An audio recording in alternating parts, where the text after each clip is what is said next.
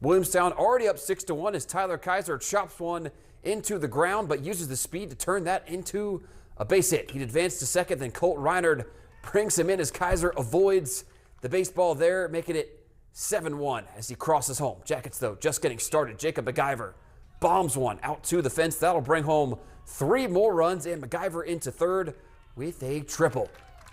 New pitcher for the Rebels, and Jackson Fulton greets him with this laser beam. 2 more runs score, and it is now 13-1 in the second. Freebie for Williamstown here. Ball gets to the backstop, and Fulton comes flying home, sliding in safely. He is in there.